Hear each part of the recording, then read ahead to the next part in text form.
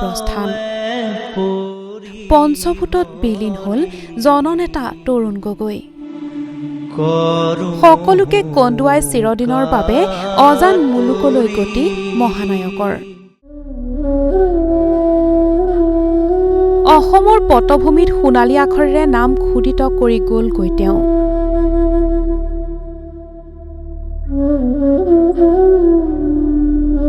23 নৱেম্বৰ সন্ধিয়া 5:34 হৈছিল তেতিয়া হঠাতে আহিছিল অনাকাংক্ষিত খবৰটো প্ৰাক্তন মুখ্যমন্ত্ৰী তৰুণ গগৈ আৰু নাই খবৰটোৱে শোকস্তব্ধ বাকৰুদ্ধ কৰি তুলিছিল সকলোকে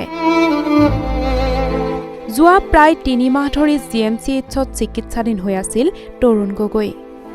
সকলোৰে আশা আছিল সুস্থ হৈ উভতি আহিব তেওঁ কিন্তু সকলোৰে বাবে মৃত্যু যে অনিবাৰ্য সুস্থ হৈ ঘূৰি নাহিল তেওঁ পৰিয়াল ৰাজনীতি ৰাইজ সকলোকে কন্দুৱাই জিএমচিএইচতে শেষ নিশ্বাস ত্যাগ কৰিলে দক্ষ ৰাজনীতিবিদগৰাকীয়ে অসমবাসীৰ মৰমৰ তৰুণ গগৈৰ মৃত্যুত অগণন ৰাজনীতিবিদ গুণমুগ্ধই ভিৰ কৰিছিলহি জিএমচিএইচৰ চৌহদত জননেতাগৰাকীক শেষ শ্ৰদ্ধা জনোৱাৰ বাবে সমাগম হৈছিল অজস্ৰজনৰ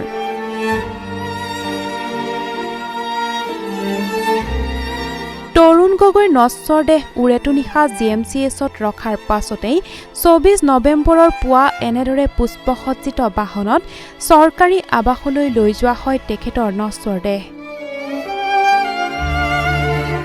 মহান ব্যক্তিগৰাকীৰ অন্তিম যাত্ৰাকালত তেওঁৰ একমাত্ৰ পুত্ৰ গৌৰৱ গগৈ সহ বহু জ্যেষ্ঠ কংগ্ৰেছী নেতা আৰু অগণন গুণমুগ্ধই সংগ দিয়ে তেওঁক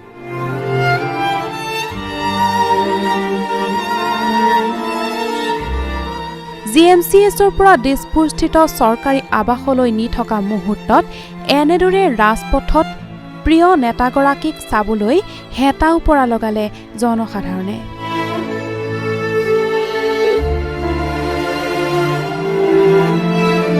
পুত্ৰ গৌৰৱ গগৈও পিতৃৰ অন্তিম যাত্ৰাৰ সংগী হৈ হাতজোৰ কৰি তেখেতৰ পিতৃৰ প্ৰতি থকা ৰাইজৰ সঁহাৰি মৰমক যেন আদৰি লৈছিল এনেদৰে প্ৰাক্তন মুখ্যমন্ত্ৰী তৰুণ গগৈৰ নশ্বৰ দেহ লৈ আনি চৰকাৰী আৱাসত ৰখাৰ লগে লগে এক শোকাকুল পৰিৱেশৰ সৃষ্টি কৰিলে আত্মীয়ই মৰমৰ স্বামীক হেৰুৱাই শোকত ভাগি পৰিল পত্নী ডলি গগৈ অশ্ৰুসিক্ত নয়নেৰে শেষ শ্ৰদ্ধাঞ্জলি দিলে স্বামীক ৪৮টা বছৰে ছাৰ দৰে লাগি ফুৰিছিল পত্নী ডলি গগৈ কিন্তু হঠাতে সুখ দুখৰ লগৰীক হেৰুৱাই বাকৰুদ্ধ হৈ পৰিছে ডলি গগৈ প্ৰাক্তন মুখ্যমন্ত্ৰীগৰাকীৰ জীয়ৰী চন্দ্ৰিমা গগৈ বোৱাৰী এলিজাবেথেও জনালে শ্ৰদ্ধাঞ্জলি নাতি কবিৰ গগৈও পিতৃ গৌৰৱ গগৈৰ কোলাত উঠি চাই থাকিল কাছৰ কফিনত শুই থকা ককাকলৈ হয়তো অবুজ নাতিয়েকে বুজিব পৰা নাই তেওঁৰ ককাক যে আৰু কেতিয়াও ঘূৰি নাহে চৰকাৰী আৱাসতে পৰিয়ালবৰ্গ বহু জ্যেষ্ঠ নেতাকৰ্মীয়ে তৰুণ গগৈলৈ জনালে শেষ শ্ৰদ্ধাঞ্জলি চৰকাৰী বাসভৱনৰ পৰা তৰুণ গগৈৰ নশ্বৰ দেহ এনেদৰে লৈ যোৱা হয় সচিবালয়লৈ সচিবালয়তো অগণন বিষয়া কৰ্মচাৰীয়ে জনালে শ্ৰদ্ধাঞ্জলি সচিবালয়ৰ পাছতে ৰাজীৱ ভৱনলৈ লৈ যোৱা হয় তৰুণ গগৈৰ নশ্বৰ দেহ ৰাজীৱ ভৱনতো অগণন লোকে শ্ৰদ্ধাঞ্জলি জনালে প্ৰাক্তন মুখ্যমন্ত্ৰীগৰাকীৰ নশ্বৰ দেহত ৰাজীৱ ভৱনৰ পৰা অগণন গুণমুগ্ধৰ সৈতে শংকৰদেৱ কলাক্ষেত্ৰলৈ লৈ যোৱা হয় প্ৰাক্তন মুখ্যমন্ত্ৰীগৰাকীৰ নশ্বৰ দেহ ২৪ নৱেম্বৰৰ নিশাটো আৰু ২৫ নৱেম্বৰত সম্পূৰ্ণ ৰীতি নীতিৰে কলাক্ষেত্ৰতে ৰখা হয় তৰুণ গগৈৰ নশ্বৰ দেহ কলাক্ষেত্ৰত এনেদৰে দেখিবলৈ পোৱা গ'ল জনস্ৰোত ৰাজনীতিবিদৰ পৰা আৰম্ভ কৰি সাধাৰণ জনতালৈকে সকলোৱে ভিৰ কৰিলেহি কলাক্ষেত্ৰত অসমবাসীৰ আদৰৰ তৰুণ গগৈ কিন্তু চিৰনিদ্ৰাত মানুহ ভালপোৱা মানুহজনক চাবলৈ আহিছে সকলো কিন্তু শান্ত সৌম্য হৈ কাছৰ কফিনত চিৰনিদ্ৰাত মহান ৰাজনীতিবিদগৰাকী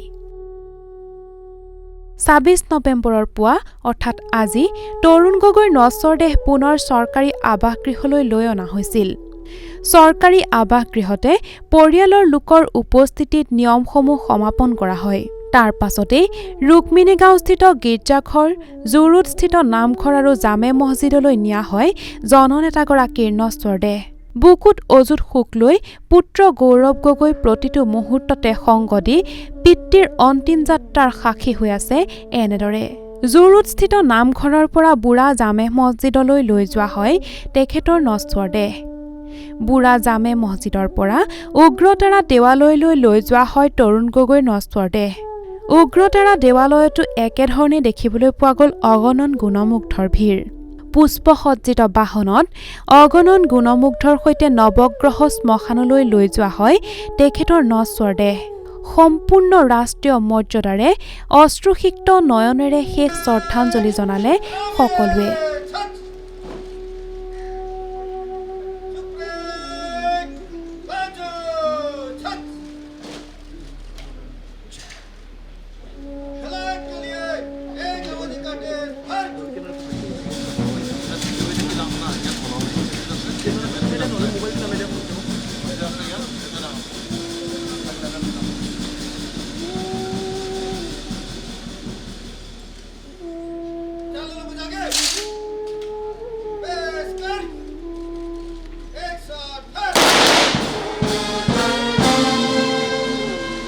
মুখ্যমন্ত্ৰী সৰ্বানন্দ সোণোৱাল মন্ত্ৰী হিমন্ত বিশ্ব শৰ্মায়ো শেষ শ্ৰদ্ধাঞ্জলি জনালে প্ৰাক্তন মুখ্যমন্ত্ৰী তৰুণ গগৈক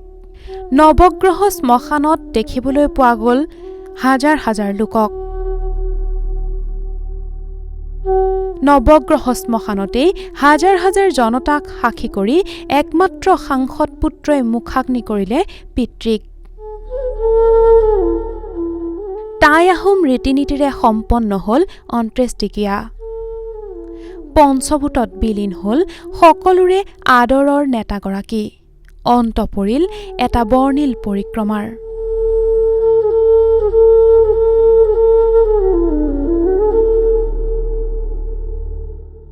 প্ৰাক্তন মুখ্যমন্ত্ৰী তৰুণ গগৈ কায়িকভাৱে অসমবাসীৰ মাজত নাথাকিলেও অন্তৰত সদায় বিৰাজমান হৈ থাকিব প্ৰাক্তন মুখ্যমন্ত্ৰী তৰুণ গগৈ প্ৰয়াত প্ৰাক্তন মুখ্যমন্ত্ৰীগৰাকীয়ে অসমবাসীক দি গ'ল অজস্ৰ স্মৃতি প্ৰিয় নেতাগৰাকীৰ মৃত্যুত নৰ্থ ইষ্ট নাওৰ তৰফৰ পৰাও যাচিছো অশ্ৰুসিক্ত শ্ৰদ্ধাঞ্জলি